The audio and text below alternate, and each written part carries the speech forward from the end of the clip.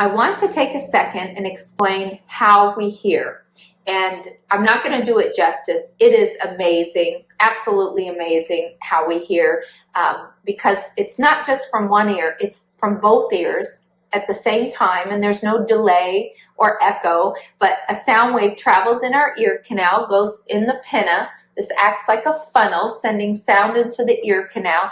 It hits our eardrums start vibrating, which sends the three tiniest bones in our body moving back and forth or oscillating back and forth, which sends a signal to the inner ear, our cochlea. It's embedded in our skull. It's tiny. It's the tiniest organ. It's about the size of my pinky nail, and it's mapped by frequency like a shell. It's incredible. And remember, this is happening in both ears at the same time. From the cochlea, from there, the sound is translated into an electrical signal, which is sent to the nerve, which sends the information to the brain. It crosses at the brainstem, processes on opposite sides, and then we interpret the speech. And it's happening so quick, right?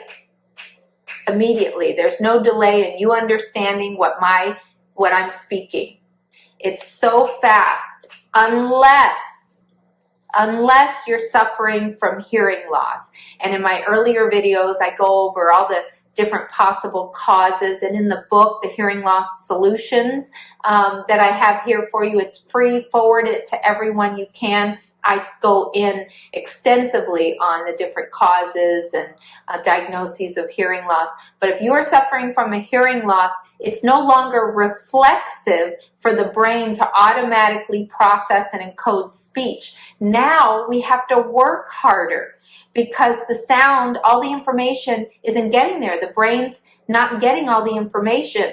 So now we have to start relying on visual inputs. We're reading lips. Do you know anyone who can only hear you if they're facing you? It's because the brain is inputting all the facial cues. So if you've had the situation where someone's talking to you and it takes you a second to understand what they said, they didn't have to repeat it. It just took an extra second for it to process. There was some kind of block. The brain needed more information. So when we're not getting the information we need from the auditory signal because it's getting stuck along the pathway somehow, and that's what a hearing baseline is going to determine. Everyone should have a hearing baseline. It's going to determine how well your auditory pathway is getting information to the brain. And depending on where the block is, depends on what needs to happen next. So it's imperative that you're with an audiologist that is doing an excellent assessment. But the brain, if it's not getting the good information from the auditory signal, it's going to start pulling on other areas of the brain. Now it's going to kick in with vision, and we're going to start reading lips, like I just mentioned. We're also going to start using that prefrontal lobe for problem solving, and we're going to start trying to use context and subject matter to fill in the gaps. That's why many patients, they come in and they don't know the severity of the problem until they leave work. Because most people, if we're doing something for work, especially if we love it, we know everything about it. We know all kinds of context around it. So we can get by pretty good just by context at work, because our brain will fill in the gaps of what's missing. But now we're at home and we're in the kitchen and our loved one says, "How about going to the Smith's house for dinner on Tuesday night?" There's no context. Maybe you're not facing your loved one, and now we don't understand. Now we have to ask them to repeat.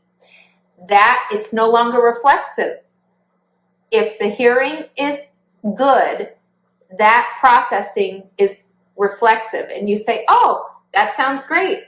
Dinner on Tuesday night at the Smiths," or "I don't like the Smiths." You know, whatever you say, your brain has processed the speech appropriately. The point is, when there is a problem, when there's a problem along the pathway, and again, it could just be wax, impacted ears. Watch my video on Q-tips and see how prevalent this is. But when there's any block along the pathway, speech is no longer reflexive. So if I have normal hearing and I'm in with a patient and there's talking going on in the hallway, my brain is automatically processing that speech.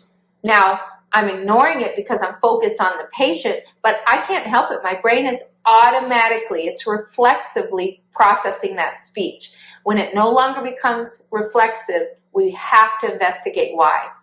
The earlier the better. It's very simple, quick if caught early. Very simple. And in fact, it could be as simple as removing wax. Okay, I love you all. I hope this has helped. Spread the word, and happy hearing, healthy hearing. Have an amazing day.